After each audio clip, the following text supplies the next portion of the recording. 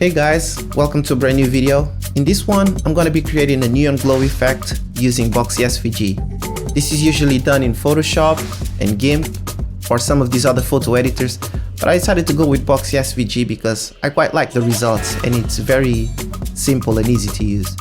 So with that being said, enjoy the video.